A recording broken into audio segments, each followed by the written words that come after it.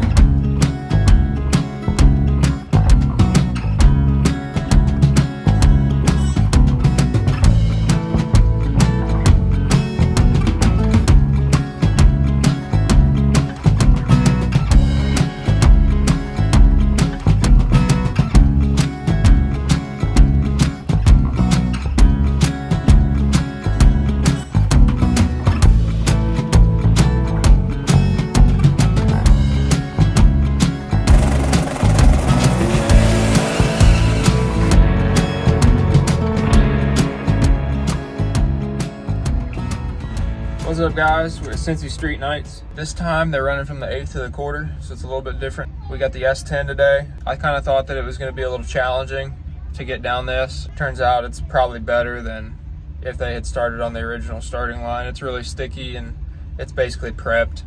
They haven't really touched it since their last bracket race, and it hasn't rained, I don't think, so it's still like really good. We got the truck. We're fourth pair, left lane. I'm running a Pro Charged, I believe it's a Pro Charged big block or Hemi, and a tube chassis. It looks like Camaro. Got my work cut out for me. See if the old truck can pull through.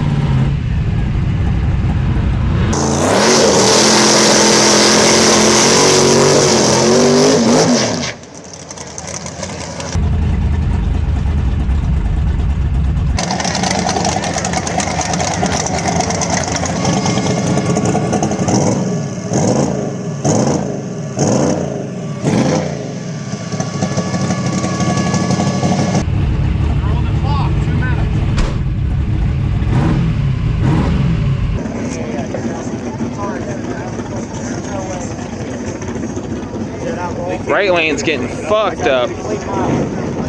That wasn't very smart. Oh yeah. Perfect. Fuck it up better. He did a burnout with his couch can open.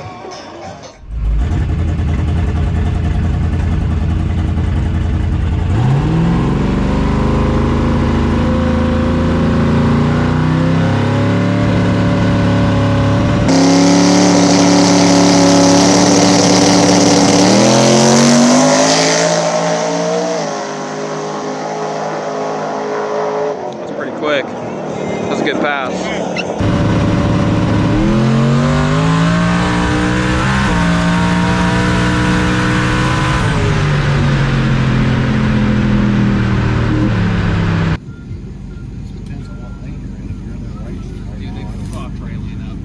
So they came out there, and after first pair they painted on the stripes for the starting line, and somebody walked through it and put the white paint in the tracks.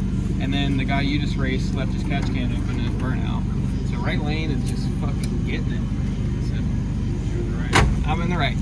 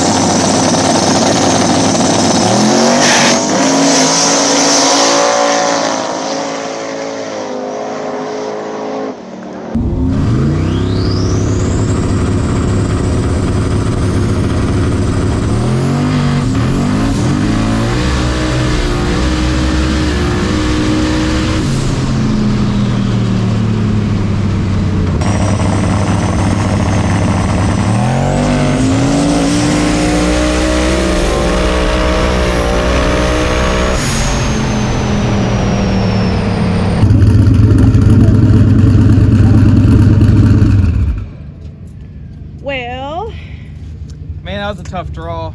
Like, he is the True Street king around here, and yeah, it was just a really tough draw. I don't have a lot of passes on radials, and you know, so it was just really hard. It was.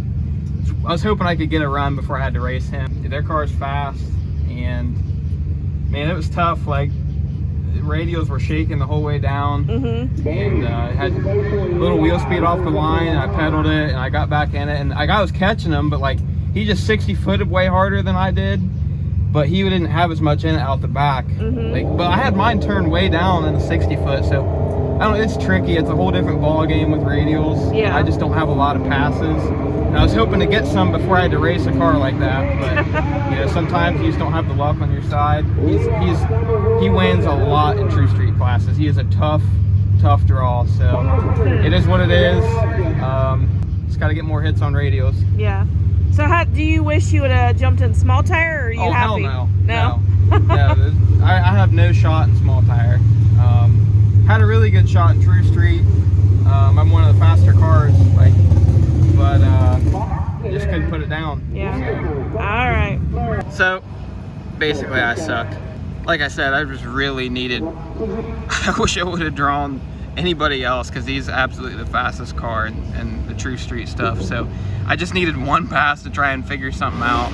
As you can see, I pedaled 1, 2, 3, 4 times, and it was kind of just shaking the whole way down. As you can see, like, it would be okay, and then it would start going up, and I pedal, and then it was just kind of all over the place. So it was good for about 0.6 seconds. So yeah, basically just when I started bringing it in at 0.7, it just started being a douche. So I went up and talked to Brad Arnold, because they're super nice guys. I was asking, like, how much tire pressure you guys run in a radial, and they said about 17. I was at 14, but I was on sticker tires. I did a hot burnout, so I don't know. It's just, if I'm gonna start doing this stuff for True Street classes on some of these fast tracks, I'm just gonna need to make some more hits and figure it out. It's a whole different ball game for sure. But yeah, we just got a super tough draw. I really wanted just one hit to try and figure out the track and figure out the radials. But all right, so as I'm going back and editing this, I'm realizing what happened here. This is actually pretty odd. I've never seen my car do this. As you can see, I definitely needed some more tire pressure for a radial. Like, you can kind of see it balloon.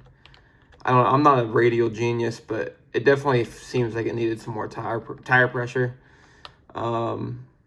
And then if you look at the front tire,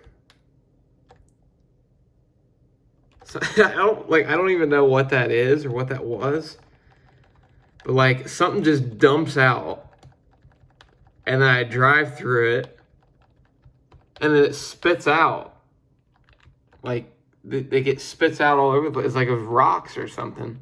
It's the weirdest thing I've ever seen. Never seen my car dump rocks out of the fender like that. Like, I don't know if it was rocks or water, or, I mean, it acts like rocks because the rear tire hits it and then everything goes flying. So I have no idea how that happened. That's where I lost the tire, and that's where I had to pedal. So just the weirdest thing ever. It was sashaying pretty bad down track. I don't know if that's due to tire pressure, or you can actually see, like, my car was sashaying quite a bit. So that's just another clue that I probably need to, next time I run on radials, gotta go higher on the tire pressure.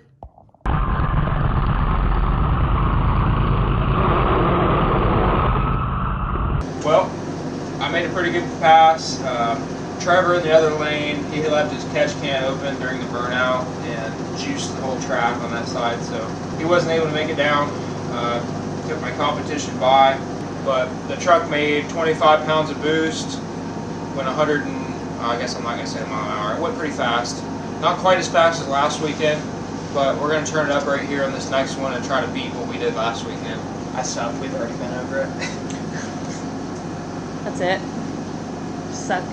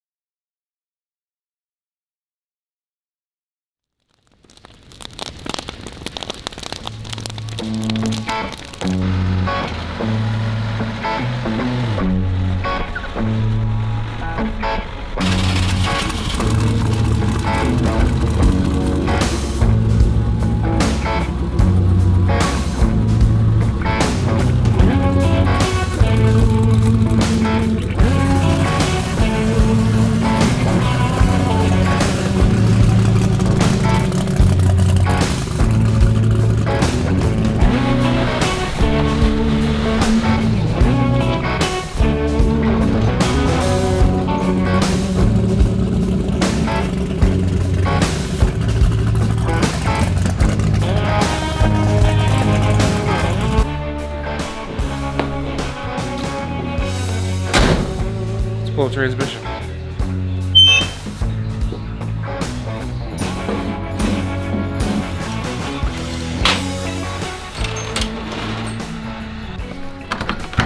What'd you say? I said my transmission tunnel isn't even connected to the floor no more, bro. Look at that. I mean, we knew it. Oh, that's bad. The seam. See, the last time we looked, the seam was just coming undone. Now it's like not even connected. That can't be good. It's still connected over here. Look at that dangle. See that It's all dangle? about the angle. It's a nice dangle right there. How important is dangle, do you think? Dangle's pretty important on the backside, I would say. Some cars don't have a lot of dangle though. Some cars are built better. Have weight in the proper places so you don't need dangle as much. Had no weight in it yesterday. I told you. That's why. Well, that's why I put my shit in True Street. I'm not used to it being 50-50 with no weight. Like, it's new for me. Like, usually when I take all the weight out, I'm like, all right, it's gonna spin. But it's a different animal now. Well, you were telling me, you're like, I don't know, you'd probably be pretty competitive in small tire because you thought the track wasn't going to be as good. I used to put weight in this thing to bracket race it. Because it would spin a little bit when it left. Bag and Billy. So what happened last night? We didn't really talk about, like, it started raining and then... Yeah, well, it started raining. I wasn't going to run the next round anyways because my transmission was toast. So I was kind of happy that it started raining, but then they said that they were going to push the race till tomorrow and we continue it tomorrow. And I was like, well, tomorrow's forecast doesn't look good either. And we weren't planning on staying anyway, so I guess we're just shit out of luck. I guess 3 cars showed back up for the rest of the race. There were still 8 remaining that were still in. The guy... Well, there was 3, so there was a bye. So the guy that drew the bye didn't want to split, and then the other 2 want to split. They're supposed to run by 1 o'clock today, and they haven't ran. So everybody's mad. Yeah, they're still at the track. It's almost 5 o'clock today. They're still at the track arguing. So. Yeah, I don't know. We might get an eyewitness news report or something from over there. See what's going on. Sherm. Sherm called me the other day. Sherm drives the green Chevelle and the green step side. The boogers. Man, he's an angry fella sometimes. He's an angry elf. I mean, he has a right to be. He definitely has a right to be. Like, he got shafted at... New York? No. He got shafted in New York, too. He got shafted in New York. He got shafted at Onondaga. Yep. Pretty bad. Because he was leading the points series, and the guy just straight up said, I'm not paying you because you're a dick. Well, damn. And you bashed my track. And then... you know, obviously he's mad about this deal because he wasn't able to make it the next day. He felt like they should have voted in the drivers' meeting and see who was going to stay for the next day because I think a lot of people would have liked to just chop it up. Yeah, well, the people without RVs ain't going to sleep at the track. They have to go. Then they got to go get a hotel. I don't know. I don't think anybody I would have liked planned to got a on. little bit of money last night and just had everybody chop it up, and I wish they would have asked everybody what they thought, but I think they were trying to get everybody back for tomorrow, one way or the other, and they still didn't, so... So, It's honestly just because of the weather. Really. but okay, so what happened on your last pass? Well, it left really hard, and then it shifted at 1.7, which is really early. That means it got to 8,000 by 1.7. So it was obviously blowing through something in the drive line. Something was slipping. And then it got right back to 8,000 at like 2.8. It was blowing through the transmission. I believe probably the low gear band and the high gear clutches are burnt out of this thing. So And that's all my fault because I ran it low on fluid last week and I didn't realize. I don't know why it was low on fluid, but it was. So we live and die by our choices and checking the fluid levels and stuff. Get him next time. Yeah, we'll get him next time. I mean, the race is over anyway, so it needed pulled out. I don't know how long this thing's been in there. It's been in there for probably 2 seasons. So it's time. You got your money's worth, that's for sure. But like, it's not like the whole transmission's toast. Like, you just need to freshen it up. Yeah, I just need to freshen up. And you've already talked to Dion. Yeah, I'm gonna bring it to him tomorrow. Good deal. We just put fluid in this thing this week, so let's see what it looks like.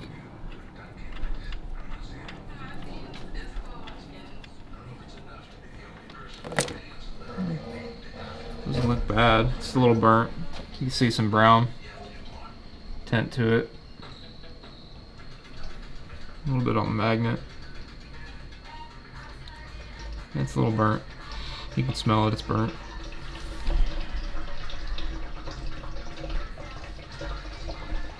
Yeah, it's burnt. See how it's brown? That smells bad. It shouldn't smell like that after 1 weekend. Yeah, it finally hit me.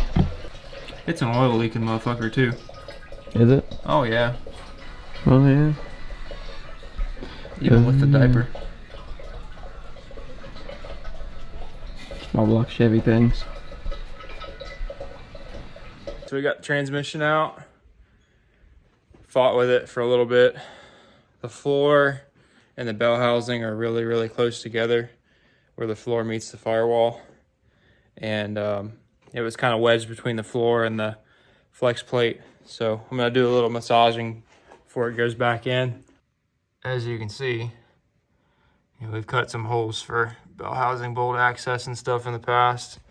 And that floor and that firewall are no longer really connected. So I'm gonna have to massage that area a little bit. So yeah, we'll take this transmission to Dion tomorrow and hopefully he'll be able to get on it Monday early and get it back to us so we can maybe make a race next weekend. He said he told you to get it down here. He's leaving Wednesday for Texas. Yeah. I appreciate you guys getting it for me.